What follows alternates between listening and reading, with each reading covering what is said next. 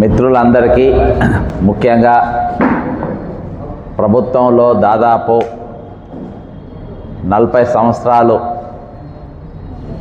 సుదీర్ఘ సేవలు అందించి ప్రజలకు దక్కాల్సిన ఫలాలు ప్రభుత్వం నుండి ఎగ్జిక్యూట్ చేసి వాళ్ళకు అందించడానికి కృషి చేసినటువంటి ప్రతి రిటైర్ అయిన ఉద్యోగికి నా శిరస్సు వచ్చి నమస్కారాలు తెలియజేస్తాను. ముఖ్యంగా నేను ఒక 67 మంది ఇప్పటిదాకా వాళ్ళు ఇంట్రడక్షన్ ఇచ్చిండ్రు, కొన్ని సూచనలు ఇచ్చిండ్రు, వాళ్ళ అనుభవాలు చెప్పిండ్రు, ప్రస్తుత పరిస్థితి గురించి కూడా కొంచెం చెప్పడం జరిగింది. ముఖ్యంగా ఇక్కడ మీరు కూర్చున్న వారు అందరిలో మీ అనుభవం ముందు కానీ మీరు అందించిన సేవల ముందు కానీ ఇక్కడ ఉన్నటువంటి చాలామంది టీచర్లు, హెడ్ మాస్టర్లు, గెజిటెడ్ హెడ్ మాస్టర్లు అందరు పనిచేసిన వాళ్ళు మీ చేతుల కింద చాలామంది మరి ఈరోజు సమాజానికి సేవలు అందించే వారు ఉండొచ్చు. అందులో ఇంజనీర్లు ఉండొచ్చు, డాక్టర్లు ఉండొచ్చు, అటెండర్లు ఉండొచ్చు, క్లర్కులు ఉండొచ్చు. వాళ్ళందరూ కూడా ఈరోజు మీరు తయారు చేసిన ఒక్కొక్క వ్యక్తి మినిమము 4గురికి వెళ్ళి 5గురికి భోజనాలు పెడుతుండ్రు కావచ్చు. 4గురికి వెళ్ళి 5గురికి మీరు కూర్చున్నారు, ఇంక్లూడింగ్ ఒకవేళ వృద్ధాప్యంలో ఉన్న మీ తల్లిదండ్రులకు చాలామందికి, అంటే ఒక్కోళ్ళు మినిమం మీరు తయారు చేసిన విద్యార్థులు ఒక్కోళ్ళు మినిమం 4గురికి వెళ్ళి 5గురికి అయితే భోజనాలు పెడుతున్నారు. అంటే ఈ సమాజంలో మీరు ఎంత సేవలు అందించారు, మీరు ఎంతమందిని తయారు చేసి మీకు తెలుపకుండానే మీకు నేను ఎందుకు మాట్లాడమన్నానంటే ఒక్కరు కూడా ఈ విషయం చెప్పలేదు. నేను టీచర్గా చేసినప్పుడు ఒక 1000 మందికి చదువు చెప్పిన, 1000 మందిలలో ఇంతమంది ఇంజనీర్లు అయినారు, ఇంతమంది డాక్టర్లు అయినరు, ఇంతమంది సైంటిస్టులు అయినరు అని ఈరోజు సమాజానికి మీరు ఎంతమందిని తయారు చేసి అందించారో ఇవాటి వరకు మీరు కూడా మర్చిపోయిన, అందుకని మీరు చెప్పలే.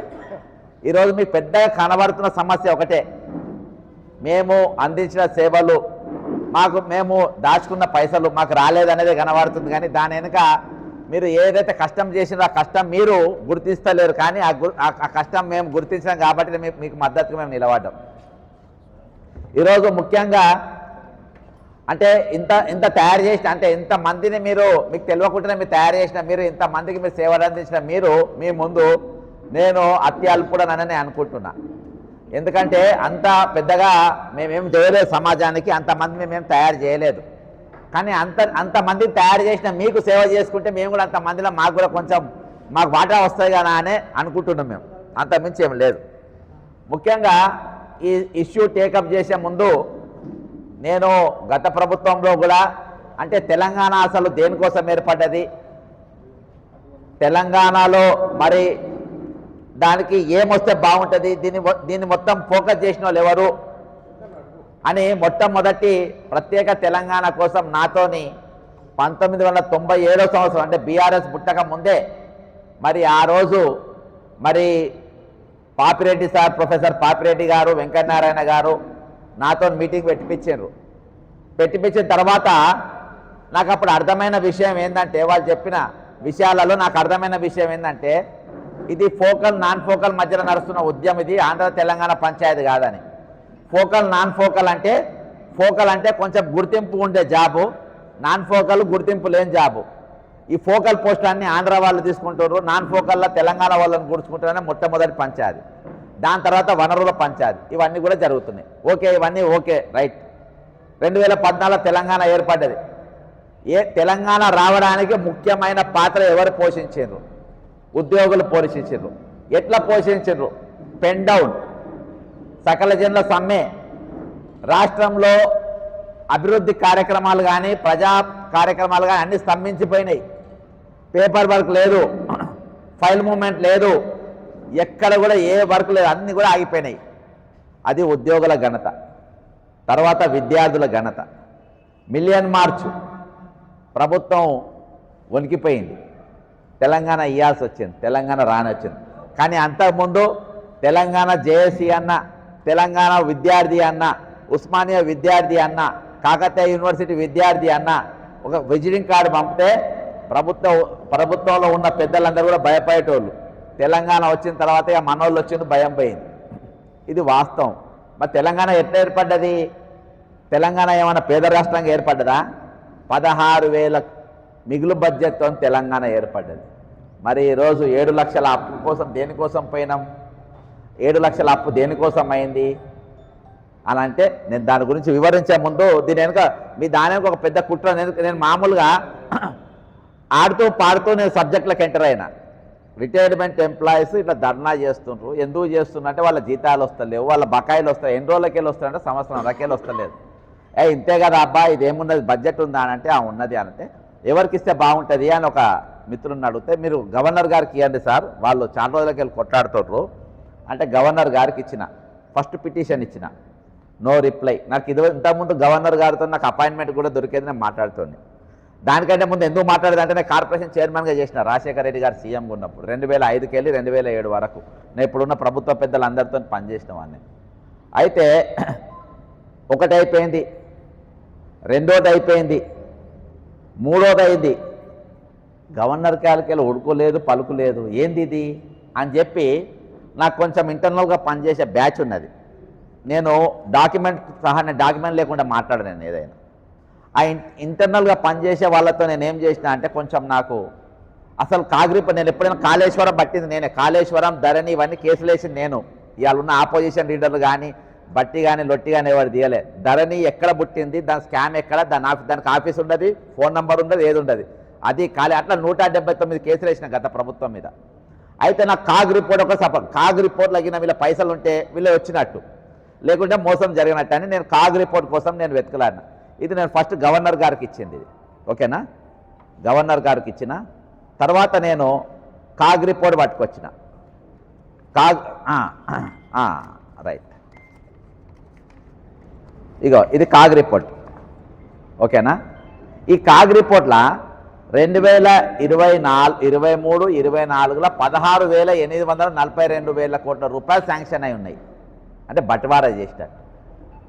ముందు సంవత్సరము 10,000 కోట్లు, ఇప్పుడు ప్రజెంట్ 2025కు 11,000 కోట్లు. మరి ఆ సంవత్సరం ఎందుకు అన్ని స్టడీ చేస్తే ఆ సంవత్సరము కేసీఆర్ గారు 3 సంవత్సరాలు పెంచిండు ప్రభుత్వ ఉద్యోగం కాబట్టి ఆ బడ్జెట్ 2024 మీద పడ్డది. దానికోసము అయితే మరి 2024లో రిటైర్మెంట్ అయితే ముందే కాగలో ఇంత పైసలు ఎందుకు పెట్టిండ్రు, ఇదేమన్నా రాసిండ్రా అని అంటే, మీరు ఉద్యోగం చేరేటప్పుడు మీకు సర్వీస్ నంబరు అది ఇది అంత ఉంటుంది, మీకు రాజ్యాంగ భద్రత ఉంటుంది. రాజ్యాంగ భద్రత ఎందుకుంటున్నారంటే నేను చెప్పిన కదా, ఫస్ట్ మీరు ప్రభుత్వం పైన ప్రధానమంత్రికి వెళ్ళి మొదలుపెట్టి కింద కౌన్సిలర్ వరకు, కార్పొరేటర్ వరకు, అంటే మన మేయర్ దగ్గర కానీ గ్రామ పంచాయతీలో జరిగే ప్రతి వరకు ఎగ్జిక్యూషన్ ప్రభుత్వ అధికారులు లేకుండా జరగది. ఎగ్జిక్యూట్ చేయాల్సింది మీరు. అది విద్యనే కానీ, లేకుంటే ఏమన్నా ఇయ్యాల్సినైనా కానీ, లేకుంటే ఇళ్ళ మంజూరే కానీ, మీరు పట్టాలే కానీ, మీరు ఏవైనా సరే ఏదైనా ఎగ్జిక్యూట్ కావాలంటే మీరు పైన ప్రధానమంత్రికి వెళ్ళి కింది దాకా మీరు ఎవరికైనా పనిచేయాల్సింది మీరే. మీకు రాస్తే మీరు వర్క్ చేస్తారు. కాబట్టి మీకు రాజ్యాంగ భద్రత ఉన్నది ఇక్కడ. కాబట్టి ఈరోజు కాగ్ రిపోర్ట్లో ఇదేంటిది, కంట్రోలర్ అండ్ ఆడిటర్ జనరల్. అయితే మరి రిపోర్ట్లో వస్తే ఏంది ఇచ్చేయాలనా అని అంటే, టెలికాం స్కామ్ జరిగింది.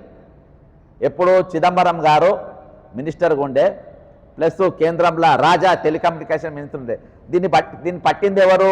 కాగ్ల తేడా వచ్చింది, స్పెక్ట్రమ్ స్కామ్ అని దీని ద్వారా దొరికింది. కాబట్టి రాజా సిట్టింగ్ మినిస్టరు రాజీనామా చేసిండు, జైలుకు పంపిండు. కనుమౌలి ఉంది, కరుణానిధి గారి కుమార్తె, ఆమె జైలుకు పోయింది. తర్వాత బీజేపీ ప్రభుత్వం వచ్చినాక చిదంబరం గారు కూడా జైలు. అంటే ఇందులో ఒక దానికి కేటాయించిన డబ్బులు డైవర్ట్ చేస్తే ఖచ్చితంగా వీళ్ళకి జైలుకు పోతారు. రైట్. ఇక నెక్స్ట్ కాగ్ రిపోర్ట్ పెట్టిన చీఫ్ సెక్రటరీ గారికి రీప్రజెంటేషన్ ఇచ్చిన, ఫైనాన్స్ సెక్రటరీ గారికి రీప్రజెంటేషన్ ఇచ్చిన. మరి చీఫ్ సెక్రటరీ గారికి ఇచ్చిన, ఫైనాన్స్ సెక్రటరీ, ఇగో ఇది కాగ్ రిపోర్ట్. మీరు ఏమైనా కాకపోతే ఓపెన్ డాక్యుమెంట్ ఫోటో తీసుకొని పోవచ్చు, ఓకేనా? అయితే చీఫ్ సెక్రటరీ గారికి, ఫైనాన్స్ సెక్రటరీ గారికి ఇద్దరికి ఇచ్చినా ఎందుకు మాట్లాడతలేరు అని చెప్పి నేను కొంచెం తవ్విన. ఈ రామకృష్ణారావు అన్నట్టు ఆయన చీఫ్ సెక్రటరీ, నేనేం చేసినా మాట్లాడలేదు. ఎందుకంటే వీళ్ళ ప్రూఫ్లు మొత్తం వీళ్ళ బతుకంతా నా దగ్గర ఉంది కాబట్టి వీళ్ళు నన్ను ఏం మాట్లాడరు, ఏం చేయలేరు. ఇక్కడ ఐబీఓలు ఎవరున్నా కానీ ఫరకేం పడదు. అయితే ఇందులోనే బడ్జెట్ స్పష్టంగా చెప్పిన 2023-24 ఎంత, 23-24 ఎంత, ప్రతి సంవత్సరం బడ్జెట్ పెట్టి చీఫ్ సెక్రటరీకి మన కాగ్ రిపోర్ట్ పెట్టి మరిచిన. అయితే ఈయన ప్రత్యేకంగా ప్రభుత్వం మాకు కావాలని తెచ్చుకుంటాను. నా పాత వీడియోలు పోతే నేను చూస్తా, ఒక 6 నెలల కింద వీడియో పోతే నేను చూస్తా. అయితే రామకృష్ణారావు కొంచెం వివరంగా చెప్తాం మీకు అర్థం కావాలి కాబట్టి, ఓకేనా? అయితే 2025కి వెళ్ళి 27 వరకు గుంటూరు కలెక్టర్గా పనిచేశాను. తర్వాత నేను ఉన్నతమైన విద్య కోసం అమెరికా పోతా అన్నాడు. అమెరికా పోయి 2 ఏళ్ళు చదివి ఇంకా 4 సంవత్సరాలు అదనంగా 2 ప్రైవేట్ కంపెనీలో పనిచేసింది. ఈయన 2 ప్రైవేట్ కంపెనీలలో పనిచేసిన, గవర్నర్కి ఇచ్చిన దాంట్లో పెట్టిన. అంటే 6 సంవత్సరాలు దాటిన వాళ్ళకు ఎక్కడ కూడా చీఫ్ సెక్రటరీ కానీ ఇంపార్టెంట్ పోస్టులు ఇవ్వద్దు, ఐఏఎస్కు అనర్హుడు. ఇది మన ఆల్ ఇండియా సర్వీసెస్ రూల్స్ ప్రకారం చెప్పినటువంటి రూల్. అయినా కానీ నాకు ఇచ్చింది. ఎందుకు ఇచ్చిందంటే ఈ కుబేర్ అని వచ్చింది కదా, ఈ కుబేర్ నాకు మీరు అది చేసుకుని ఈ కుబేర్ అక్రమాలు మొత్తం సృష్టికర్త ఎవరంటే రామకృష్ణారావు. ఈరోజు తెలంగాణను నేను మీరు ఇంకో డాక్యుమెంట్ చూడండి. ఈ ప్రపంచ దేశాలలో సొమాలియాలో కానీ ఆఫ్రికా ఖండంలో కానీ లేకుంటే ఏ పేద దేశం కూడా జైళ్ళు కుదబెట్టిన చరిత్ర ఎక్కడ కూడా లేదు. జైళ్ళు అంటే సెంట్రల్ జైలు కారాగారాన్ని ఎవరు కూడా కుదబెట్టలేదు. కానీ శ్రీమాన్ కేసీఆర్ గారితో Warangal central jail, Pune bank of మహారాష్ట్రలో 1,050 కోట్ల రూపాయలకు వరంగల్ సెంట్రల్ జైలు కుదబెట్టించారు. ఎవరు కుదబెట్టించారు? శ్రీమాన్ రామకృష్ణారావు గారు కూడా కుదబెట్టించారు. అప్పుడు ఫైనాన్స్ సెక్రటరీ. దీని మీద కేసు ఫైల్ చేసింది నేను సెంట్రల్ జైలు మీద. ఇట్లా మన దగ్గర ఉన్న పోలీస్ జీబులు, పోలీసు వాళ్ళు అనుకుంటారు నా పోలీస్ జీబు నాది, నా పోలీస్ వాళ్ళకి తెలియని విషయం ఏంటంటే పోలీస్ జీబులు, పోలీస్ వాకీ టాకీలు ఇవన్నీ కూడా విజయ బ్యాంకులో కుదబెట్టించారు. పోలీసు వాళ్ళు మాయ అనుకుంటారు కానీ వాళ్ళకి కాదు అవన్నీ. ఇవన్నీ విజయ బ్యాంకులో ఇవన్నీ కూడా అప్పుల పైన అంతా నేను కూడా తీసి నా దగ్గర ఎవరి పాలయ్యారో తెలంగాణ ఒక పుస్తకాన్ని రాసిన. నేను అందులో మీకు పీడిఎఫ్ కానీ పంపుతాను, అందులో పెట్టిన. అయితే ఈ రామకృష్ణారావు అనేటువంటి నేను ఒక యుద్ధమే చేసిన. అసోంటోని ఈరోజు చీఫ్ సెక్రటరీగా తెచ్చుకోనికి ప్రయత్నం చేసిండ్రు. నేను దీన్ని అడ్డుకున్నా. ఈయన తీసుకోనికి లేదు, ఈయన చరిత్ర ఇది, ఈయన అనర్హుడు అని తీసుకొని ఇచ్చిన. అయితే మీ పైసలు మొత్తం డైవర్ట్ చేయడానికి, డైవర్ట్ అయిన తర్వాత ఈయన ఇంటి ముందు వీడియో చేసిన. ఈయనకు విల్లా నంబర్ 41 గ్రీన్ విల్లాస్లా గండిపేట్ల ఈయనకు ఫ్రీగా ఫ్లాట్ ఇవ్వడం జరిగింది. మీ దగ్గర నుంచి మీ నల్గొండకు సంబంధించిన ఒక అధికారితోనే నాకు బేరసారాలు కూడా నడిపారు. దాని గురించి మాట్లాడొద్దని రామకృష్ణారావు గారు. అర్థమైందా? అయితే ఈ పైసలు డైవర్ట్ చేసినందుకు ఆయనకు వచ్చిన కమిషన్ ఏంది? Villa number 41 green villas. ఇది రామకృష్ణారావు చరిత్ర. ఇక సందీప్ కుమార్ సుల్తానియా గారు, మీరు అందరి నేను కోర్టు కేసులు ఎందుకు రాసుకుంటున్నాను చాలా మంది ఒక పెద్ద మనిషి అడిగిపోయినాను, కూర్చుంటే బాగుండేది, వెళ్ళిపోయాడు. ఎందుకు రాసిన అంటే ఒక కోర్టు జడ్జిమెంట్ పైన ఒక కలెక్టర్ గారు పోయి, మన అడ్జసెంట్ కలెక్టరే పోయి, సార్ పలానా ఆయనకు ఒక జడ్జిమెంట్ వచ్చింది, ఆ జడ్జిమెంటు మనం ఎగ్జిక్యూట్ చేయాలని. కలెక్టర్ మంచోడు, పోతే పిచ్చోడా కోర్టులు అట్నే ఇస్తాయి, నువ్వు సుప్రీంకోర్టుకు పో, ఒక కంటెంప్ట్ తెచ్చుకొని అప్పుడు తెచ్చుకున్నామని. మరి ఈయన చరిత్ర ఏంటంటే ఈయన బిడ్డ పెళ్లికి ఎంత గరీబోళ్ళు అంటే ఈయన బిడ్డ పెళ్లికి నేను కూడా బట్టలు చెప్తాను. ఎందుకంటే ఈరోజు మనల్ని బజార్లు నిలబెట్టాలి, నేను కూడా బజార్లు నిలబెట్టాలి కదా. ఇలా బిడ్డ పెళ్లికి ఒక జిల్లా అధికారికి ఫోన్ చేసి, నా బిడ్డ పెళ్ళి ఉంది, నువ్వు నా బిడ్డకి ఏం స్పాన్సర్ చేస్తావు, ఐస్ క్రీమ్ ఇవి నువ్వు. ఒక జిల్లా ఆఫీసర్ ఫోన్ చేసి నువ్వు పెరిగి, ఒక జిల్లా అధికారికి ఫోన్ చేసి నువ్వు బాస్మతి రైస్ సప్లై చేయి అంటే ఇటువంటి ఐఏఎస్లు ఇంత చిల్లరగా చేతులలో ఈరోజు రిటైర్డ్ అయిన వాళ్ళ బతుకులు అన్నీ ఉన్నాయని చెప్పి రిటైర్ అయిన ఉద్యోగులే చూపించిన. ఇగో ఇది కాగ్ రిపోర్ట్. ఇక నెక్స్ట్ మన సుప్రీంకోర్టులో కేసు నడుస్తుంది. ఏం కేసు నడుస్తుంది అంటే కలకత్తా టీఎన్జిఓలు మన దగ్గర టీఎన్జిఓలు జియో లెక్క కాదు, ఇక్కడ టీఎన్జిఓలు జియోలు ఇద్దరు కూడా జాకోగాన్లు. అయితే కలకత్తా వాళ్ళు మాత్రము మా వాళ్ళకు పిఆర్సీ ఇవ్వాలి, మాకు జీతాలు రావాలి అని వాళ్ళు ఏం చేసినారంటే కోర్టులో కేసు ఫైల్ చేశారు. కోర్టులో ఫైల్ చేసినప్పుడు అక్కడ మమతా బెనర్జీ ప్రభుత్వం కపిల్ సిబాల్ను పెట్టుకొని ఆమె ఏం చేసిందంటే నా ప్రభుత్వం లాస్లో ఉన్నది, పైసలు లేవు, ఉంటేనే ఇచ్చేదాన్ని అన్నాడు. అయ్యో అట్లా నా సరేలే అని వాళ్ళు జడ్జిమెంట్ కొట్టేసారు. అంటే ఆ కేసు నడుస్తుంది. నేను దీనికి ఏం చేసిన అంటే నేను మొత్తం అసలు నా తెలంగాణ రాబడి ఎంత ఉన్నది, నాకు నిజంగా నేను లాస్ ఉన్నానని ముందే గ్యాదర్ చేసుకున్నా. ఎక్కడిది వెస్ట్ బెంగాల్ కోర్టు చూసి నేను గ్యాదర్ చేసుకున్నా. నా తెలంగాణలో అన్ని బోంగా మొట్టమొదటిగా 60,000 కోట్ల రూపాయలు మిగులుతాయి. 60,000 కోట్ల రూపాయలు మిగులుతాయి. అయితే ఇందులో ఇప్పుడు నేను ఖర్చుల విషయానికి వస్తాయి. ఇవి నాకు ఫస్ట్ పైసలు అంటే ఈ 60,000 కోట్ల రూపాయలు అంటే వీళ్ళకి ఏనికే ఉన్నాయా, తక్కిన ఖర్చులు అంటే ఎత్తిపోవాలి అని మీరు అనొచ్చు. అప్పులు తెచ్చి కానీ అప్పులు కట్టాలి.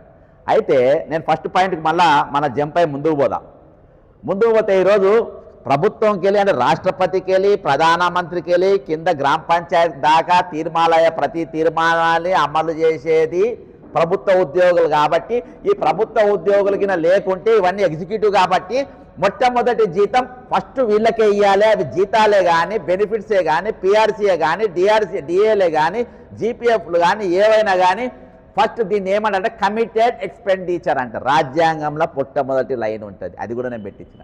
కమిటెడ్ ఎక్స్పెండిచర్ అంటే వీళ్ళ రిటైర్మెంట్ వీళ్ళ మొత్తం భర్పూర్గా వీళ్ళు ఇచ్చేయాలి. ఒకవేళ వీళ్ళు అలిగినా, మేము పనిచేయమన్నా, అక్కడికి వెళ్ళి వచ్చినా ఇక్కడ దాకా మొత్తం ఆగిపోతుంది కాబట్టి అదే పెన్ డౌన్ అయిపోతుంది కాబట్టి వీళ్ళే మొట్టమొదటి తీయాలని చెప్పి రాజ్యాంగంలో ఆ రోజే ఫస్ట్. సెకండ్ నువ్వు అప్పులు కట్టాలి, థర్డ్ వడ్డీలు కట్టాలి, మూడోది వేరే. కానీ ఎక్కడ కూడా పథకాల గురించి ఎక్కడ కూడా లేదు, పథకాల గురించి ఇంట్లో ఎక్కడ కూడా లేదు. అది కూడా నేను తీసుకున్న తర్వాత నేను మళ్ళీ ఏం చేసిన అంటే ఇమీడియట్గా కేటీఆర్ బీఆర్ఎస్ ఆఫీస్కు పోయినా. ఇక నేను గవర్నర్ ఇంటి ముందు పోయినా, ధర్నాలు చేసిన, అవన్నీ మీరు మొత్తం చూసిండ్రు అన్న అయినాయి, అదంతా సెకండరీ. కేటీఆర్ దగ్గర పోయినా, సార్ ఇగో ఇట్లున్నది, మాది లాభంతోనే ఉంది, అయినా కానీ వీళ్ళు చేసింది ఒక కాగ్ రిపోర్ట్ మొత్తం పెట్టి కేటీఆర్ గారికి వాళ్ళ ఆఫీసులు ఇచ్చిన. అది కూడా మీరు వీడియో చూసింది. బీఆర్ ఆఫీస్ పైన వాళ్ళ మనిషి ఉండే వాళ్ళకి ఇచ్చిన. మహేశ్వర్ రెడ్డి గారు మాత్రం సర్పంచ్ ఎన్నికలు ఉండే, లేకుంటే ఆయనకి ఇయ్యలే. ఇక ఇక్కడి వరకు జరిగింది. ఇక్కడి వరకు జరిగి ఇప్పుడు ఇక్కడి వరకు డబ్బులు ఆగినాయి. ఏంది ఎందుకు ఇస్తలేరు మరి? ఫస్ట్ అయితే కమిటెడ్ బడ్జెట్ కింద ఇవ్వాలి కదా అని చెప్పి గొడవ పెడుతుంది. నాకు ఈ లోపు నేను తెలియకుండానే పోయిన సంవత్సరం అక్టోబర్ నవంబర్లో నేను ఒక వీడియో చేసిన. హైదరాబాద్ మీద 144 సెక్షన్ పెట్టిండ్రు. ఎందుకు పెట్టిండ్రు? పబ్బులు బ్రహ్మాండంగా నడుస్తున్నాయి, సినిమా థియేటర్లు నడుస్తున్నాయి, మాల్ నడుస్తుంది, జనసంచారం అంతున్నది, కానీ 144 సెక్షన్ పెట్టిందని చెప్పి నేను అప్పుడు ఎందుకు పెట్టిందని చెప్పి నేను వీడియో చేస్తే ఇది ఇప్పుడు దానికి మీ దానికి లింక్ అయింది. ఇది అప్పటి హైదరాబాద్ కమిషనర్ సివి ఆనంద్ గారి లెటర్, సంతకంతో ఉన్న లెటర్ ఇది. ఈ లెటర్లో ఏమున్నది అంటే therefore with a view to maintain public order ఉంది హైదరాబాద్లో, పీస్ ప్రశాంతంగా ఉన్నది, ట్రాన్స్పిటీ ఇన్ హైదరాబాద్ అది ఉన్నది, ఓకేనా? ఇక ఇవన్నీ ఉండాలి కాబట్టి లేవు కాబట్టి అండర్ సెక్షన్ 163 భారతీయ నాగరిక్ సురక్ష సంహిత అంటే అప్పుడు ఇది 144 సెక్షన్ అనేది. దీనికి అక్టోబర్ అంటే 2027 అక్టోబర్ 24 నుండి 28 నవంబర్ 2024 వరకు అంటే 2 రోజుల పాటు 144 సెక్షన్ పెట్టిరు. దీనికి మీకు లింక్ ఏందో నేను చెప్తా, ఓకేనా? 144 సెక్షన్ అంటే హైదరాబాద్లో సికింద్రాబాద్లో ప్రశాంతత లేదు, ఇక్కడ కర్ఫ్యూ ఉంది. అయితే ఇక్కడ ప్రపంచ దేశంలో మనం గూగుల్ కొడితేనే అప్పుడు చూపించి మీడియాకి అందరికి ఎక్స్ప్లెయిన్ చేసిన, కానీ దీని వెనుక మీది ఉన్నదని నాకు తెలియదు. ఏమున్నది అని చెప్పి దీన్ని గూగుల్ కొట్టి చూస్తే ఎక్కడెక్కడ ప్రశాంతత లేదు. ఎందుకంటే అప్పటికి చంద్రబాబు నాయుడు గారు ముఖ్యమంత్రి అయి జస్ట్ 2 నెలలు అయింది. వాళ్ళ కొడుకు ఇది దీపావళి సందర్భం, దీపావళి వదిలేసి అమెరికాలో కూర్చుండు. హైదరాబాద్లో ప్రశాంతత లేదు, హైదరాబాద్లో 144 సెక్షన్ ఉన్నది కాబట్టి ఆడ పెట్టుబడులన్నీ వాపసు తీసుకోండి, మీరు వైజాగ్లో మా దగ్గర పెట్టండి అని చెప్పేసి అక్కడ వాళ్ళతో మీటింగ్లు పెడుతుండ్రు. నేను అది బయట పెట్టినా, కానీ ఒరిజినల్ కథ వేరే ఉంది. అయితే ఇది అయింది. అయిన తర్వాత నెక్స్ట్ నేను దీనిపైన ఒక స్టడీ చేసిన తర్వాత నాకు వచ్చిన ఇంకొక ఇన్ఫర్మేషన్ ఏమొచ్చిందంటే ఇది పోలీసులకి ఏంటంటే వీళ్ళు ప్రతి నెల కానిస్టేబుల్కి వెళ్ళి అంటే మీకు కూడా అవుతుండొచ్చు, కానిస్టేబుల్కి వెళ్ళి ఎస్ఐ వరకు 300 రూపాయలు, ఎస్ఐకి వెళ్ళి పైన వరకు 400 రూపాయలు ప్రతి నెల ఆరోగ్య భద్రత కోసం కట్ చేసుకుంటారు. ఇక ఇది బాజాబ్తా, ఇది సర్క్యులర్. ఇది ఏంటంటే ఇక మీకు అపోలో కానీ పెద్ద దవాఖాన లేవు, మీ నిమ్స్కి పోవాలి, ఏ రోగం వచ్చినా ఉస్మానియా పోవాలి, గాంధీ పోవాలి, పెద్ద దవాఖాన లేవని. ఎందుకంటే ఈ డబ్బు కూడా వాడుకున్నారు ఇది, ఓకేనా? నెక్స్ట్ ఇట్లా ఇక ఇది కాగ్ రిపోర్ట్ ఇదంతా.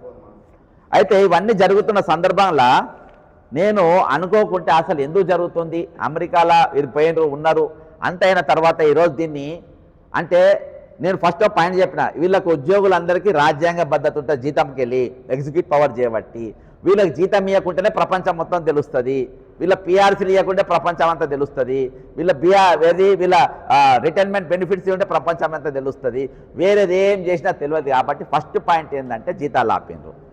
దేనికోసం ఆపిండ్రు అని అంటే ఈ 144 సెక్షన్ ఏమో లా అండ్ ఆర్డర్ లేదని చూపించడానికి హైదరాబాద్లో. ఇంకోటి గుర్తుపెట్టుకోవాలి, సెకండ్ బ్యాడ్ ఎంపీ ఎవరు? కిషన్ రెడ్డి గారు, కేంద్ర మంత్రి. మరి నా సికింద్రాబాద్లో నువ్వు ఎట్లా 144 సెక్షన్ చెప్పి పెడతావు అని ఆయన ఎప్పుడు మాట్లాడలే, స్టేట్మెంట్ ఇవ్వలే. హైదరాబాద్ ఎంపీ ఎవరు? అసదుద్దీన్ ఓవైసీ. నా హైదరాబాద్ నువ్వు ఎట్లా పెడతావని చెప్పి ఆయన కూడా ఏ రోజు అడగలేదు. మరి కేంద్ర హోం సహాయ మంత్రి ఉంటాడు బండి సంజయ్ గారు, నేను మా తెలంగాణ ఎట్లా 144 సెక్షన్ చెప్పి ఆయన అడగలే. ఎందుకు అడగలే అంటే వాళ్ళు కూడా ఈరోజు కేంద్రంలో వీళ్ళందరూ చంద్రబాబు నాయుడుతో కలిసి ఉన్నారు. మరి చంద్రబాబు నాయుడుకి ఎందుకంత కోపము అని అంటే చంద్రబాబు నాయుడు గారిని 10 సంవత్సరాలు హైదరాబాదు విభజన అంటే ఉద్యోగుల పాత్ర గురించినే మెట్టేటో పోతుందని మీరు అనుకున్నారు. రాష్ట్రం మీ దగ్గరికే మీదే వస్తుంది అందులో మెయిన్గా. ఉమ్మడి 2014 మన హైదరాబాదు అనేది ఉమ్మడి క్యాపిటల్, 10 సంవత్సరాలకు ఉమ్మడి క్యాపిటల్ అంత ఒప్పుకుంటారు కదా. విభజన చట్టంలో హైదరాబాద్ అనేది ఆంధ్రప్రదేశ్కు తెలంగాణకు 10 సంవత్సరాల ఉమ్మడి క్యాపిటల్ ఒప్పుకుంటారా లేదా? ఓకే కదా, ఒప్పుకుంటారు. ఈలోపు ఏమైందంటే ఓటుకు నోటు కేసు ఒకటి అయింది. ఓటుకు నోటు కేసులో ఏ2గా ఎవరున్నారంటే చంద్రబాబు నాయుడు ఉండే. సార్ జర ఫోన్ సైలెంట్ పెట్టాలి, ఇంపార్టెంట్ సబ్జెక్ట్ నడుస్తుంది. మీరు ఓటుకు నోట్ల ఏ2గా చంద్రబాబు నాయుడు ఉన్నారు. ఇక ఆయన కొన్ని ఇబ్బందులు పడ్డారు రేవంత్ రెడ్డి చేయబట్టి. కాబట్టి ఒకటే చెప్పిండు, నువ్వు ఏ2 జైలుకు పోవన్నా కేసీఆర్ ఇక్కడ ఒక మంచి పని చేసి మంచి వచ్చాడో ఇప్పుడు అర్థమవుతుంది. నీవు హైదరాబాద్కి వెళ్ళి వదిలేసి వెళ్ళిపోవాలి, నువ్వు నా ప్రభుత్వాన్ని గులగొట్ట నీకు చూస్తున్నావు, నీ క్యాపిటల్ 15 లేవనని సంవత్సరం లోపే ఆ కేసు అడ్డం పెట్టి సంవత్సరం లోపే పంపిండు. ఇక మధ్యలో ఏమైనా అనేది నేను ప్రెస్ మీట్లో చెప్పిన, మధ్యలో పంపించేసింది. ఒకటి ఫైనాన్షియల్ ఎమర్జెన్సీకి డిక్లేర్ చేయాలి మిమ్మల్ని అడ్డం పెట్టి. ఈ రామకృష్ణారావు రిటైర్డ్ అయిపోయి ఆల్రెడీ 2 నెలలు అయింది, మళ్ళీ పొడిగించారు.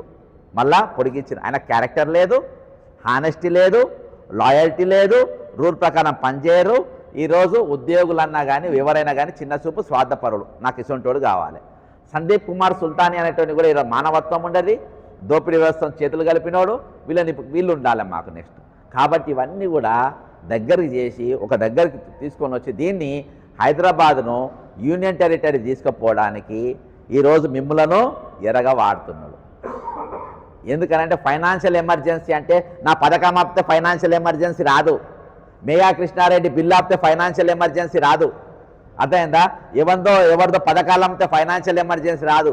ఫైనాన్షియల్ ఎమర్జెన్సీ అనేది ఒట్టి ఉద్యోగుల జీతాలు ఆగుతూనే వస్తాయి, లేకుంటే రాదు. మరి దీనిపైన కాగ్ రిపోర్ట్లో వచ్చింది. ఇంకోటి పిఆర్సీ కాడికి పోతాయి. ఎవరో సార్ ఒక మాట అన్నాడు, పిఆర్సీ కాడికి మనం పోతే పిఆర్సీలో నేను మొన్న రికార్డు మొత్తం చదివిన, నేను టైం తక్కువ చేయడానికి సేవ్ చేయడానికి అదంతా నేను పోను. కానీ భారతదేశంలో బీజేపీ రాష్ట్రాలు అన్ని రాష్ట్రాలలో 1/1/2025 రోజున 55% పిఆర్సీ రిలీజ్ చేసారు. తమిళనాడు మొన్న చేసాక 90. మరి బీజేపీ వాళ్ళు మేము చేసినప్పుడు తెలంగాణలో రామచంద్రరావు గారి 2 కేంద్ర మంత్రులు కూర్చొని మేము అన్ని రాష్ట్రాల్లో పిఆర్సీ ఇచ్చినాం, అన్ని రాష్ట్రాల్లో మేము మా పైసలు ఆర్థిక పరిస్థితి మాకు బాగా లేకుండా మేము రిటైర్మెంట్ బెనిఫిట్స్ అన్ని ఇచ్చేసినాం, జీపీఎఫ్ ఇచ్చినాం అని ఎందుకు ఇక్కడ ప్రెస్ మీట్ పెట్టి చెప్తలేరు? ఎందుకు ఈరోజు వాళ్ళు ప్రభుత్వం మీద యుద్ధం ఎందుకు ప్రకటిస్తలేరు? దీనిపైన ఎందుకు అసెంబ్లీలో నిలదీస్తలేరు? దీని మీద ఎందుకు వాళ్ళు ఈ కాగ్ రిపోర్ట్కు వ్యతిరేకంగా వీళ్ళు పోయి పైసలు మొత్తం డైవర్ట్ చేసిన ఎందుకు చెప్తలేరు? ఈరోజు దేశం కోసం ధర్మం కోసం అని చెప్తారు కదా, ఈరోజు ఎంత నీచానికి పైసలు వాడిందనంటే రిటైర్మెంట్ ఉన్న పైసలు మిస్ వరల్డ్ పైసలు దేనికి వాడిన? మిస్ వరల్డ్ డబ్బులు మొత్తం ఈరోజు రిటైర్మెంట్ ఎంప్లాయీస్ పైసలే డైవర్ట్ చేసింది. మూసీ సుందరీకరణ స్టడీ టూర్ కోసం మొత్తం ఇవే, ఫుట్బాల్ ఆడడానికి ఇవే. ఈరోజు ప్రతి దానికి మిస్చెలినియస్ ఖర్చులు మొత్తం రిటైర్మెంట్ బెనిఫిట్ పైసలే తీసి ఖర్చు పెడతా ఉన్నారు. ఈరోజు తెలియకుండానే ఈరోజు ప్రభుత్వం మీద ప్రెజర్ బిల్డప్ అయ్యే పరిస్థితి. మరి ఇది ఈ సందర్భంలో మరి మనం ఏం చేయాలి? ఈరోజు నేను ఆపోజిషన్ నా డ్యూటీ నిన్న అన్నిటికంటే డిసప్పాయింటింగ్ సమస్య ఏమనిపించింది అంటే నాకు నేను అన్న సబ్జెక్ట్ పైన మీరు చూడవచ్చు, ప్రకాష్ గారు ఒప్పుకున్న, వి ప్రకాష్ బక్క జెల్సన్ మాట్లాడిన 100% కరెక్టు. ఇది ఫైనాన్షియల్ ఎమర్జెన్సీకి తీసుకుపోయి ఇట్లా చేయాలని చూస్తున్నారు కాబట్టి వాళ్ళు చెప్పేది కరెక్టు అని ఆయన ఒప్పుకున్నాడు. నేను వి ప్రకాష్ మాట్లాడినంటే దాదాపు కేసీఆర్ మాట్లాడినట్టు, ఎందుకంటే నా అంతరంగం. కేసీఆర్ గారు ప్రెస్ మీట్ పెట్టినప్పుడు కేసీఆర్ గారికి ఒక అవకాశం, ఎందుకంటే నేను ఇప్పుడు వాళ్ళు రూలింగ్ గవర్నమెంట్ కొంతమంది కామెంట్స్ పెడతారు, ఇందాక పెద్ద మనిషి చెప్పినట్టుగా కామెంట్స్ ఏం పెడతారంటే ఈ 3 సంవత్సరాలు కేసీఆర్ పెంచిండు కదా, ఈ పాపం ఆయనదే కదా, మీరు ఆయన గురించి కూడా 2 లైన్లు మాట్లాడండి అని అంటారు. నిన్న కేసీఆర్ గారు మాట్లాడతారేమో నేను ప్రెస్ మీట్ మొత్తం నిన్న గంట సేపు, అందులో కేసీఆర్ గారు ఏం మాట్లాడాల్సి ఉందేనో నేను కూడా చెప్తా. నేను 3 సంవత్సరాలు పెంచినా, కావాలనే పెంచినా, ఎందుకు పెంచినా అంటే తెలంగాణ కొత్తగా ఏర్పడ్డది. ఇప్పుడు పెరిగిన వాళ్ళు అంటే ఈ సర్వీస్ పెరిగిన వాళ్ళందరూ తెలంగాణ ఉద్యమంలో పాల్గొన్నారు. రెండోది నేను చెప్తున్నా, ఆయన ఏం ఆన్సర్ చెప్పాను, తెలంగాణ ఉద్యమంలో పాల్గొన్నారు వాళ్ళంతా. ఈ తెలంగాణలో ఉన్నటువంటి మరి లెంత్ అండ్ బ్రెత్ ఇష్యూస్ అన్ని కూడా వాళ్ళకి తెలుసు. వాళ్ళైతేనే ఈ పథకాలు కరెక్ట్గా ఎగ్జిక్యూట్ చేయగలుగుతారు అని చెప్పేసి నేను 3 ఏళ్ళు పెంచిన. అయితే తప్ప నేను? కానీ వాళ్ళ తిండి వాళ్ళ ముళ్ళే వాళ్ళు ఎప్పుడు రిటైర్ అయినా వాళ్ళ పైసలు అయితే వాళ్ళకి ఇవ్వాలి కదా. నా పీరియడ్ అయితే ఎప్పుడైతే ఆ పైసలు అయితే నేను ఎత్తుకపోను కదా, మీ దగ్గరనే ఉన్నాయి కదా, రాదు అని కేసీఆర్ అంటేనేమో అన్నట్టు నేను అనుకున్నా. కానీ కేసీఆర్ గారు వాళ్ళే కనీసం ప్రస్తావన కూడా తీయలే. అంటే ఎందుకు వీళ్ళని టార్గెట్ చేసి ఎందుకు వదిలేస్తుండ్రు అని అంటే నేను చెప్తే, ఇప్పుడు ప్రభుత్వ ఉద్యోగి పరిస్థితి ఏందో చెప్తా. ఇవాళ తెలంగాణ కాళేశ్వరం స్కామ్ అంటారు, ఒక కమిటీ చేస్తారు, కోట్ల రూపాయలు ఖర్చు పెడతారు, అందులో ఒక్క లీడర్ కూడా జైలుకు పోయాడు. ప్రభుత్వ ఉద్యోగే జైలుకు పోయాడు. ప్రభుత్వ ఉద్యోగులు మాత్రమే జైలుకు పోయారు, వేరే వాళ్ళు జైలుకు పోలే.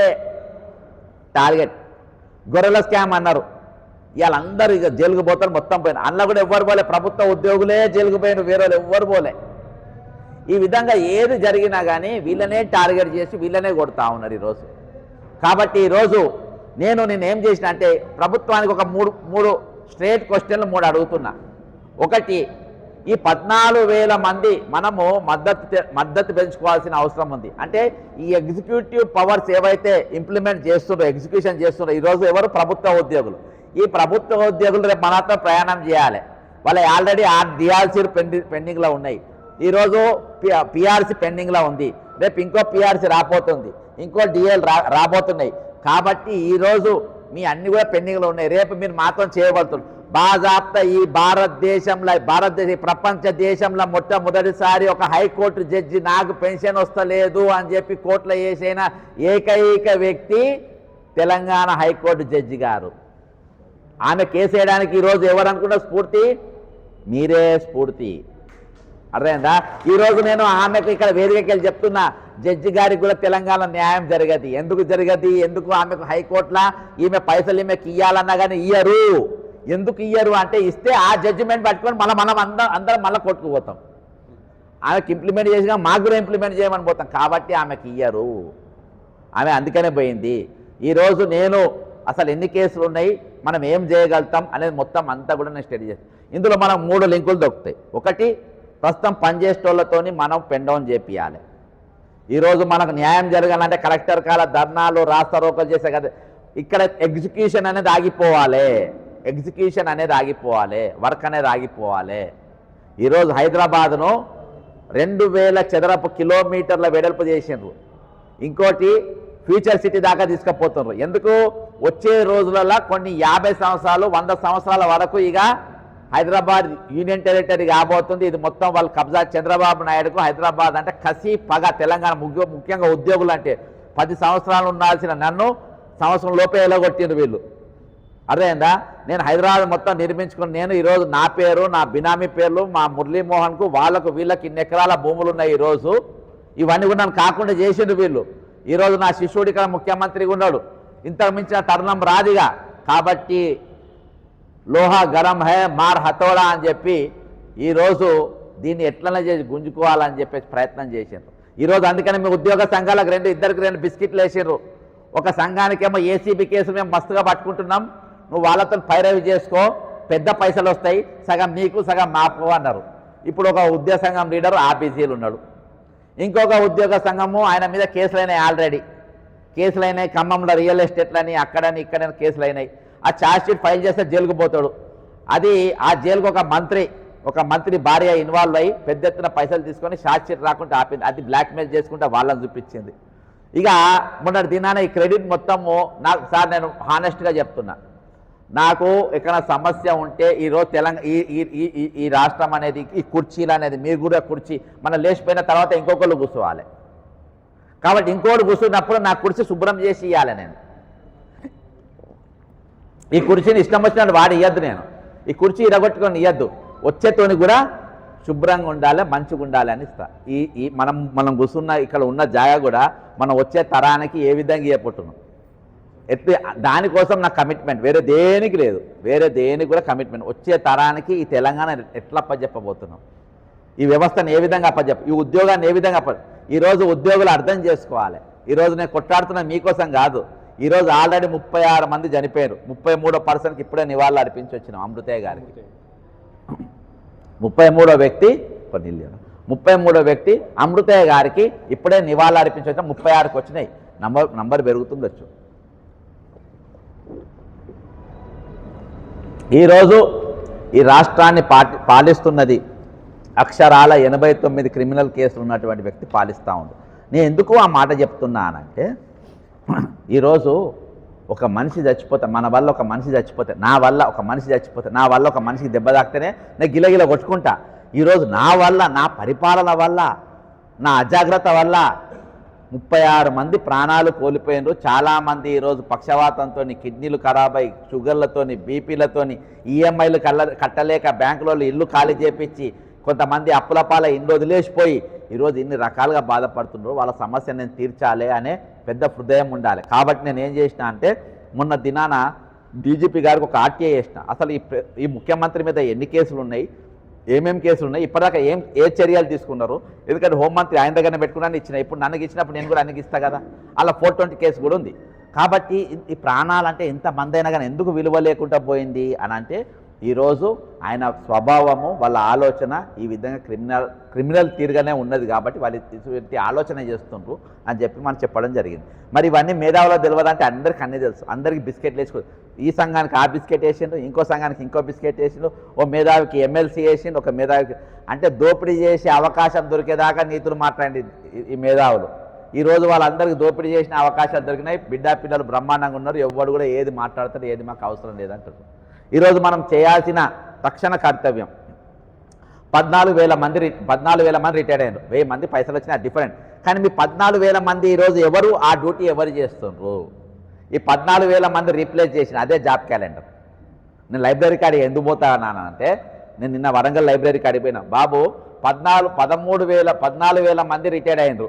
మరి 14,000 మంది నౌకలు నింపాలి కదా, మళ్ళీ నోటిఫికేషన్ రావాలి కదా. మీ రిటైర్మెంట్ ఎంప్లాయీస్కి మద్దతు తెలుపుతుంది, వాళ్ళు మీకు మద్దతు తెలుపుతారు.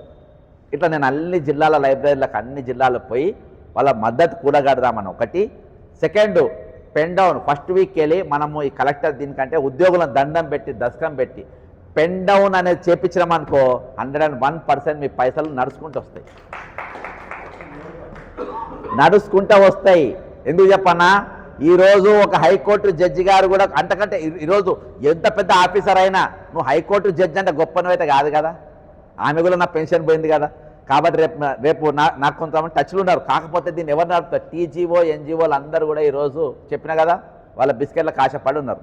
ఈరోజు మనమే పోవాలి, ఒక ముక్కుమ్మడి పోవాలి, కలెక్టర్ ఆఫీస్కి పోవాలి. మనం అడగాల్సింది ఏంటంటే ప్రిటెన్స్, సార్ పెన్ డౌన్ చేయండి, తెలంగాణ కోసం తెచ్చుకున్నాం, మన కోసం కాదు, రేపు మీరు కూడా అవుతారు. 37 నంబర్ రాకముందు చేద్దాం, 36 నంబర్కి ఆ ఫుల్ స్టాప్ పెడదాం, ఇక్కడ వరకు రాకుండా చేద్దాం. దయచేసి మీరు మద్దతు మనం ఈరోజు ఏకైక మార్గం, నేను న్యాయపరంగా చాలా పెద్ద పిటిషన్ తయారు చేస్తున్నా. చాలా A1 నంబర్ 1 కలెక్టర్ మన అడ్వకేట్లను నేను వర్కౌట్ చేసుకున్నా. అది ఏ పిటిషన్ అని మీకు చెప్తే మాత్రం అది బుక్ అయిపోతుంది. నేను అయినాక మీకు చూస్తారు. అది మీరు ఎప్పుడు విననటువంటి పిటిషను. అది చాలా తక్కువ మంది వాడింది ఇప్పటిదాకా. నేను దాన్ని వాడుతున్నాయి ప్రభుత్వం మీద, దానికోసం రెడీ అవుతుంది. కానీ ఈరోజు మనం చేయాల్సిన తక్షణ కార్యక్రమం 2. ఒకటి మన లైబ్రరీ పోవాలి, రెండోది ప్రభుత్వం. నేను ఇప్పుడు నా బరువు తగ్గించారు. చాలా జాగాలలో కొంతమంది రిటైర్డ్ ఎంప్లాయీస్ ఇప్పుడు ఒకసారి మాట్లాడి పోయా కదా, అసలు ఒక తయారు చేసి బక్క చేస్తాను, మన దానిలో పిలవద్దు, మన దానిలో రానియద్దు, ముఖ్యమంత్రి గారు చాలా కోపం మీద ఉండు, ఆయన పైసలు తయారు చేసుకుంటూ ఆల్రెడీ మిషన్లు పెట్టి లెక్క పెడుతున్నట్టు. ఏది ఆ మిషన్ ఉంటాయి కదా, పెట్టి ఎవరైనా ప్యాకింగ్ చేస్తుంటేనే ఇద్దాం అనుకునేట వరకు బక్క చేసిన పంచాయతీ మొదలుపెట్టిండు, వాళ్ళ పైసలు ఆపిండ్రు అని. మొన్న ఏజీ ఆఫీస్ కాడ ఒకరు వచ్చి ఏం చేయ ఖైదం పట్టుకోండి, నేను ఖైదం ఏమైనా మాకు పైసలు ఇచ్చిందని మనోళ్ళు కూడా ఫోటోలు తీసుకోండి, ఆశతో తీసుకొని ఆ ఫోటో తీసుకొని వాళ్ళు కూడా ఇవ్వడం జరిగింది. అయితే ఒకటి మనము ఈ నిరుద్యోగులను బాబు నేను రిటైర్ అయినా నా కుర్చీ నీకు ఇవ్వాలి కదా, నీకు ఇస్తేనే కదా పనులయ్యేది, కాబట్టి నెక్స్ట్ వాళ్ళని కలుపుకోవాలి. నేను వాళ్ళతో హైదరాబాద్ లెవెల్లో నేను కూడా మాట్లాడతా. ఇంకోటి ప్రభుత్వ ఉద్యోగులతో మనం పెన్ డౌన్ చేపియాలి. వాళ్ళ దండం పెడతామా, దశకం పెడతామా, ముక్కుతామా, ఏం చేస్తారో నాకు తెలియదు. వాళ్ళతోని పెన్ డౌన్ చేపియాలి. ఇంకొకటి ఏంటంటే మన అందరం కలిసి రాష్ట్ర వ్యాప్తంగా ఒక టీషర్ట్లు కుట్టించుకున్నాం, black T shirt. Government did not, ఇప్పుడు మన ఇంటి ముందు బోర్డులు పెడతారు కదా, ఈఎంఐ కట్టకుంటే అట్లా ప్రభుత్వం పైసలు ఇవ్వలేదని ఒక బోర్డు వెనుక రాసుకొని టీషర్ట్ అదే పైసలు వచ్చాక అదే వేసుకోవాలి. ఎక్కడి పోయినా, బస్సు ఎక్కినా, కారు ఎక్కినా, ఎక్కడి పోయినా. సార్ నేను నేను తిరగబడదాం, కొడదాం, రాళ్ళు తీసుకుందాం అంటలేను. నేను గాంధీజీ చెప్పిన మార్గంలోనే 34 ఏళ్ళ పార్టీలో సర్వీస్ చేసిన. నేను పార్టీ గెలవనికి ఎన్నికల దాకా కాంగ్రెస్ పార్టీకి ఓటు ఏమైనా తిరిగిన. ఎన్నికలైన తెల్లారి ప్రెస్ మీట్ పెట్టిన రేవంత్ రెడ్డి ముఖ్యమంత్రి చేశారు, మొత్తం దోసుకపోతారని ముందే చెప్పిన నేను. అది 1/12/2023 ప్రెస్ మీట్ పెట్టిన. 30/11/2023కి ఎన్నికలైనాయి. 5వ తారీఖు ఆయన ముఖ్యమంత్రి ఆయన కాబోతులు చేయొద్దు, చేస్తే రాష్ట్రానికి నష్టం అని చెప్పిన. ఎందుకంటే అడికోరి నా దగ్గర పేపర్ అన్నీ ఉన్నాయి. ఈరోజు రేవంత్ రెడ్డి కవిత అడికోరి ఇన్ఫ్రాస్ట్రక్చర్ పార్ట్నర్స్ ఇట్లా చాలా ఉన్నాయి. అదంతా మనకు అవసరం లేదు. నేను చెప్పేది ఈ 3 విన్నపాలు మాత్రం నాకు దయచేయండి. ఒకటి, మనం ఒక బ్లాక్ టీ-షర్ట్ అందరు కలిసి ఆర్డర్ ఇచ్చుకొని కొనుక్కుంటారా, కానీ నీ పైసలు ఎంత రావాలి ఏంది సార్ సిగ్గు అవసరం లేదు సార్. ఈరోజు వాడికి పైసలు ఇవ్వాలి, గవర్నమెంట్ నాకు ఇంత అప్పు ఉంది, గవర్నమెంట్ నాకు పైసలు ఇవ్వాలని ఆ టీ-షర్ట్ వేసుకొని బస్సు ఎక్కిన, కారు ఎక్కిన, ఎక్కడికి పోయినా కానీ ఇది ఒక 13,000 మంది రాష్ట్రంలో ఆ టీ-షర్ట్లు వేసుకొని తిరిగితే వాళ్ళదేమైనా ఇజ్జత్ మానం ఉంటుందా? లేనోళ్ళు కూడా నంబర్ 1. రెండవది, విద్యార్థులను, నిరుద్యోగులను నా కుర్చీలో మీరు కూర్చోవాలి, మీరు నోటిఫికేషన్ అడుగుండ్రి, మేము మీతో వస్తాం. రెండవది అది. మూడవది ఎంప్లాయీస్ అని పెన్ డౌన్. సార్ పైసలు రాకుండా నేను దేనికంటే అనుకుంటా. జై తెలంగాణ, అమర వీళ్ళకి జోహార్లు. సుప్రీంకోర్టు ఈరోజు హైకోర్టులో కూడా ఎవరికి న్యాయం జరగదు. మీరు 2వ కంటెంప్ట్ పోండి, 3వ కంటెంప్ట్ పోండి. కోర్టుకు పోయిన వాళ్ళు పోయే అవసరం లేదు, మీరు పోకండి. పోయిన వాళ్ళ సంగతి చెప్తున్నా. పోయిన వాళ్ళ సంగతి మాత్రం మీరు ఆల్రెడీ పోయింది కాబట్టి. నా పిటిషన్లో ఏమేమి రాబోతున్నాయి అంటే, ఇంతమంది ఏజీ ఆఫీస్కి ఇచ్చిండ్రు, ఇంతమంది హైకోర్టులో వేసిండ్రు, ఇంతమంది కంటెంప్ట్ కోర్టులో వేసిండ్రు, ఇంతమంది సుప్రీంకోర్టు దాకా పోయిండ్రు అని చెప్పి నేను ఒక పిటిషన్లో ఇవన్నీ కూడా నేను ఫైల్ చేయబోతున్నాను. ఆల్రెడీ నేను సుప్రీంకోర్టు ఒక పిటిషన్ వేసిన, అదే ప్రొఫారం మీకు పంపిన. దానికి మద్దతు బలంగా ఉంటుంది అని మీరు అందరినీ ఏమన్నా. దీనికి పైసలు ఖర్చు కావు. నేను దయచేసి ఏం చెప్తున్నా అంటే, ఆల్రెడీ మీరు ఖర్చులో పడి ఉన్నారు. అనవసరంగా కేసులు వేసి అవ్వేసి ఇవ్వేసి ఇంకా ఉన్న పైసలు ఖరాబ్ చేసుకొని ఆరోగ్యాలు పాడు చేసుకొని అవసరం లే. అవి మీకు రావాల్సిన పైసలు అవి. అదేందా మనం ఏంటంటే లీడర్షిప్, నేను చెప్తున్నా కదా, నేను స్వామినాథన్ గారు ఎన్జిఓ లీడర్ ఉన్న పంచాయతీ నేను చూస్తున్నా. అటువంటి లీడర్ ఒకరు ఉంటే ఈరోజు పైసలు 101% వచ్చి పార్టీకి. ఇవాళ కేవలం లీడర్షిప్ బాగలేకనే, కేవలం ఈరోజు ఉద్యోగ నాయకులు లీడర్లు వాళ్ళు దొంగలు కాబట్టే ఈరోజు మనకు రావాల్సిన పైసలు రాలే, వేరే ఏం లేదు. టీఎన్జిఓ ఎన్జిఓ అనుకుంటే 2 నిమిషాల పైసలు వస్తాయి. నిన్న ఎందుకు తెలుసా, ఇదా వాళ్ళు కనబడకుంటే పోతుండే. ఈరోజు వాళ్ళ మార్కెట్, ఈరోజు బీటీఓ ఒకసారి అడిగింది బీటీఎన్జిఓ పైసలు కట్టాలని. ఈరోజు వాళ్ళతోని సాబాబ్ జరా పోలీస్ డిపార్ట్మెంట్ ఉన్నాయి, బీటీఎన్జిఓ ఆపేనా. అయితే వాళ్ళు దీక్ష చేస్తుండ్రు. ఎక్కడ వీళ్ళ ప్లాంట్ రావాలి, దీక్ష ఏదో చేపిస్తుంది తెలుసా సార్, సెక్రటరియట్ ఇంద్రా పార్క్ కాడ కాదు, హైదరాబాద్కి వెళ్ళి సెక్రటరీకి 40 కిలోమీటర్ల దూరంలో అడవిలా. అయితే దానికి స్పందించిండ్రు, 3 జీవులు స్పందించినాయి, ఒక బర్రె 2 కుక్కలు. వీడియో తీసుకున్నా. ఇవ్వలేరు అంటే అట్లా పిచ్చోళ్ళని చేస్తున్న నాయకులు పాపం వాళ్ళు 100 రోజులకే చేస్తుండాడ. నేను సార్ ఈ ప్లాట్ల పైన ఏవేవి ఉన్నాయో ఆ వాటిపైన నేను సిబిఐ ఎంక్వైరీ పెట్టిపిస్తా, ఇలా కాకుండా రేపు. కానీ ఇవాళ తక్షణ కర్తవ్యం ఈ ఇష్యూ ఇది సాల్వ్ కావాలంటే నేను 3 పాయింట్లు చెప్పిన. అది మీరు నల్గొండకి వెళ్ళి స్టార్ట్ చేయండి, ఖచ్చితంగా అవుతుంది. సార్ మనం అందరికీ ఒక తప్పు చేసినాము, ఇప్పటివరకు 36 మంది చచ్చిపోయినరు. మనము ఒక 2 నిమిషాలు మౌనం పాటిద్దాము, అది ముందు చేయాల్సిందే, నేను మర్చిపోయినా.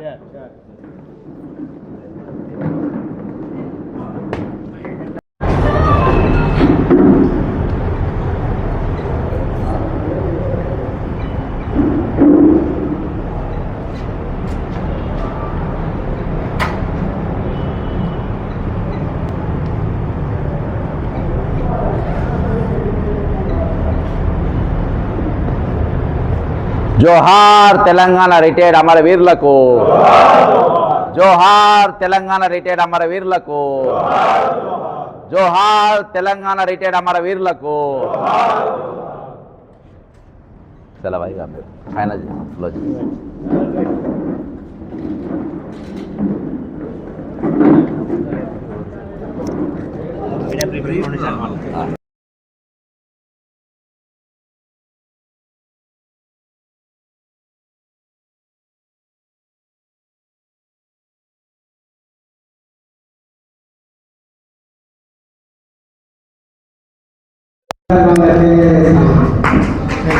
Thank you.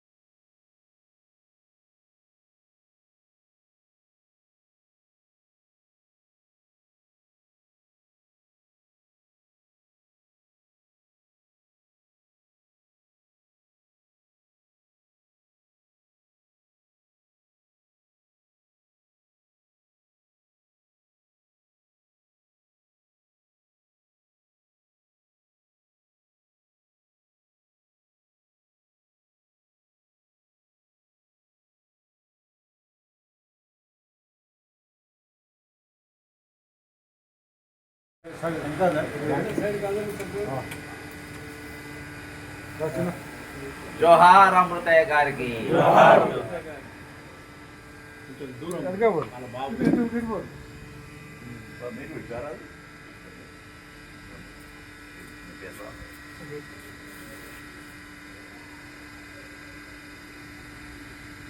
తెలంగాణ ప్రజలందరికీ నమస్కారం.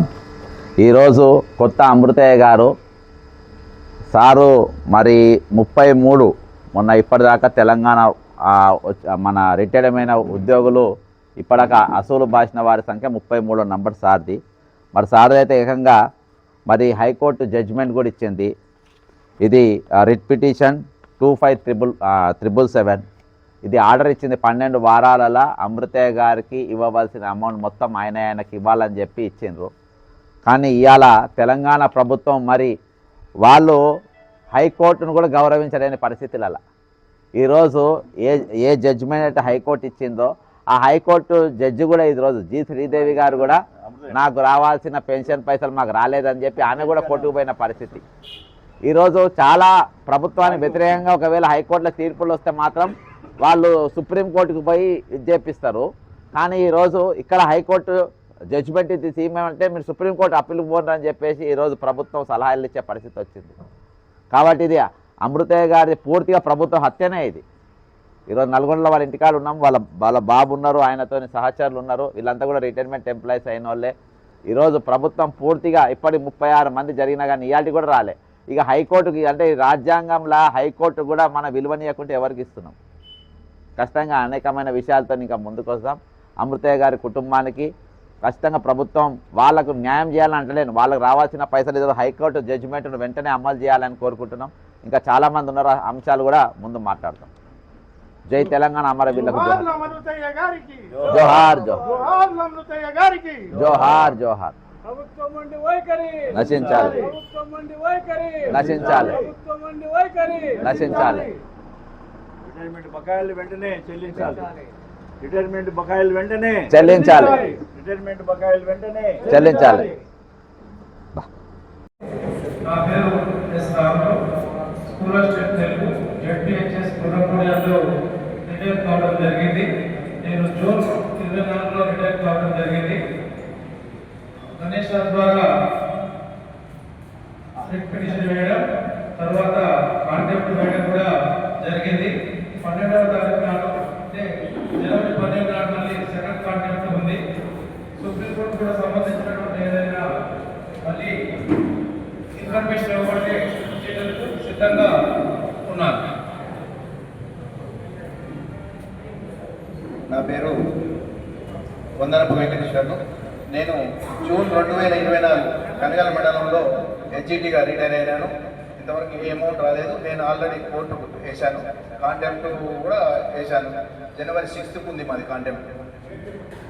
Vandanapu Venkateshwar.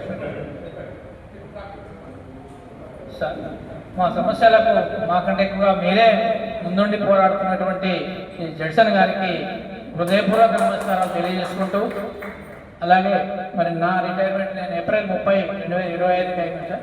L Madhavareddy LFLHM April 30, 2025 retire కావడం జరిగింది సార్. కోర్టు కేసు వేసినాము, జడ్జిమెంట్ 12 వారాలు అన్నారు. అది వచ్చిన తర్వాత మళ్ళీ కాంటెంప్ట్ వేసినాము. కాంటెంప్ట్ వేస్తే రేపు జనవరి 6వ తారీఖు సెకండ్ టర్మ్ ఉన్నది. మరి ఈ విధంగా మేము మా ప్రయత్నంగా మేము చేస్తున్నాం. మాకంటే ఎక్కువ మీరు ప్రయత్నం చేస్తున్నందుకు మీరు మరీ ధన్యవాదాలు తెలియజేసుకుంటున్నాం సార్.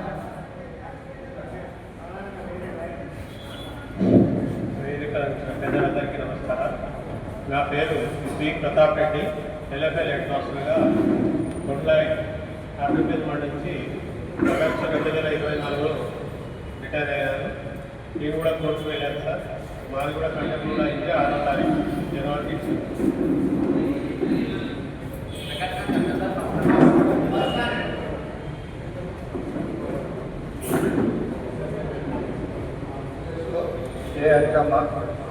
ఏ అచ్చమ్మ ఏప్రిల్ 25లో రిటైర్డ్ అయింది. ఏప్రిల్ 25లో రిటైర్డ్ అయింది. జీచండానం నల్గొండ మండలం కోర్టుకు వెళ్ళలేదు.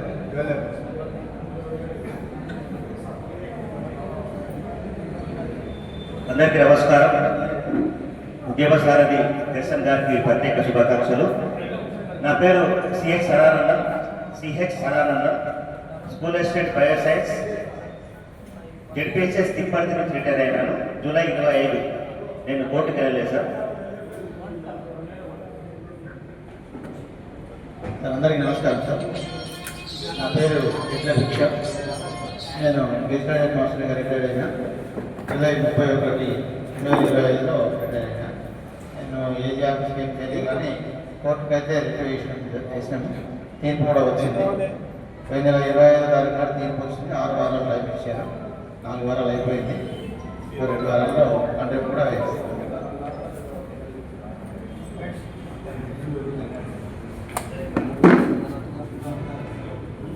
కింద పడకుండా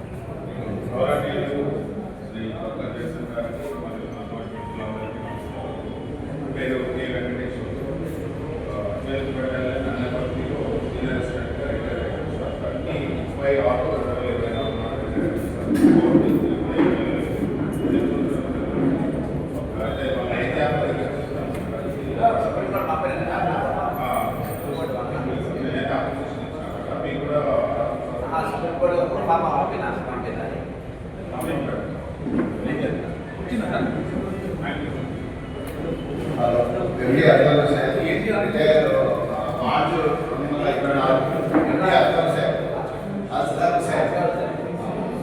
మార్చి 24లో రిటైర్ అయినా.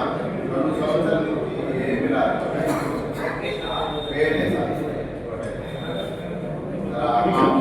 అయిపోయింది. చాలా దూరంలో ఉంది సార్.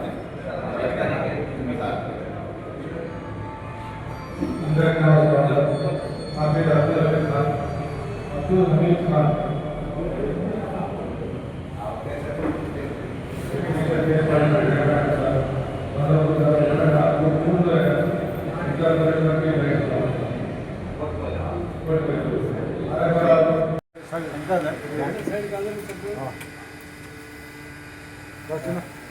జోహార్ అమృతయ్య గారికి.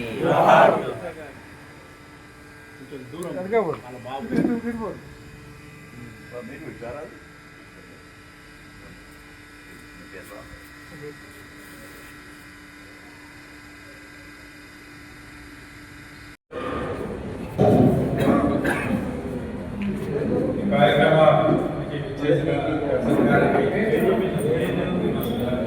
నేను అహ్మద్ అలీ నల్గొండ మండల్ పచ్చనగూడెంలో డిసెంబర్ 31, 2024 ఇప్పుడు దాదాపు ఈ సంవత్సరం అవుతుంది. నాటికి అవి ఎలాంటి బకాయిలు కోర్టు కేసు చేసినాము. చేసిన తర్వాత ఇప్పుడు కాంటెంప్ట్ కూడా వేసినాము. 6వ తారీఖు ఉన్నది జడ్జ్మెంట్ వచ్చింది. కాంటెంప్ట్ వేసినాము. 6వ తారీఖు జనవరి 6 నాడు ఉన్నది. కానీ ఏజీ ఆఫీసులో ఇవ్వలేదు. సుప్రీంకోర్టు కూడా కోర్టు సుప్రీంకోర్టు పక్కన ఎక్కడ లేదు సార్. కాకపోతే సెక్రటరియట్లో హైకోర్టు చుట్టూ తిరిగి కూర్చోవడం కూర్చున్నాం సార్. Thank you sir.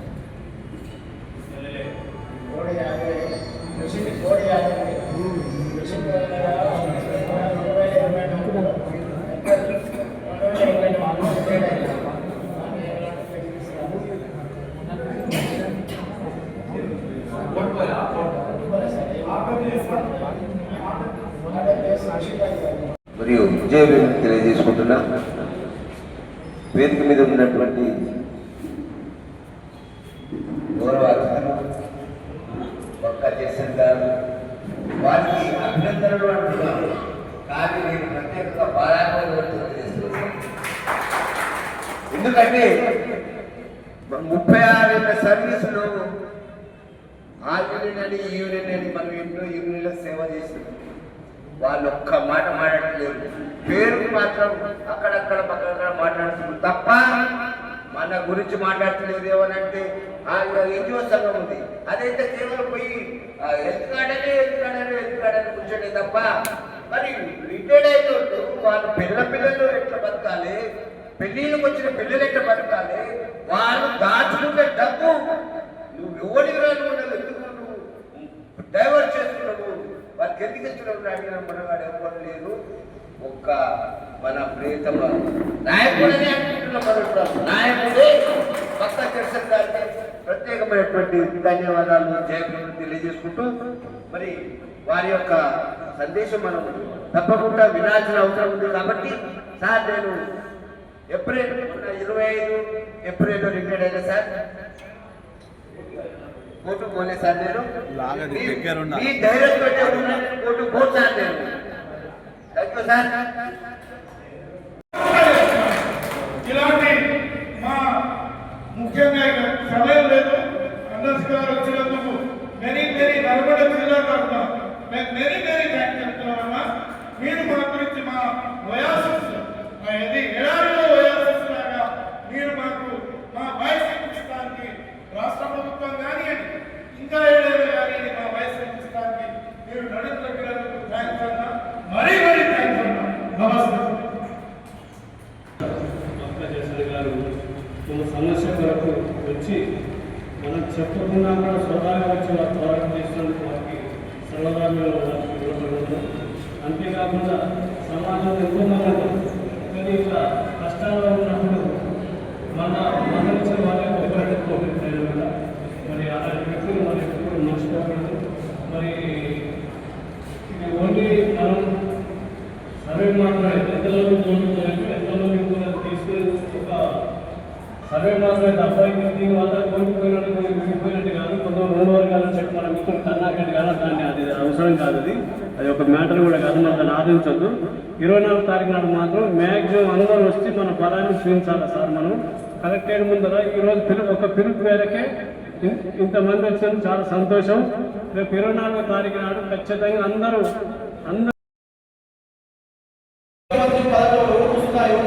మొత్తం విధానాల మీద కూడా తన వాయిస్ని బలంగా వినిపిస్తున్నటువంటి వ్యక్తి. ఇవాళ అలాంటి వ్యక్తి ఖచ్చితంగా ఆయన సపోర్ట్గా ఉండి ఉద్యమాన్ని మరింత బలోపేతం చేసి ఆయన సహాయ సహకారాలు కూడా అందించాలని చెప్పి అందరినీ కోరుకుంటూ మా ఆర్గనైజేషన్ కూడా నిరసన చేసేటటువంటి అన్నిటికీ కూడా మన ఎంప్లాయీస్ ఏదైతే హక్కులు ఉన్నాయో వాటి జరిగేటటువంటి పోరాటాలకు మా మద్దతు ఉంటుందని చెప్పి తెలియజేస్తుంది. ఇస్తారని కోరుతూ జడ్సన్ గారికి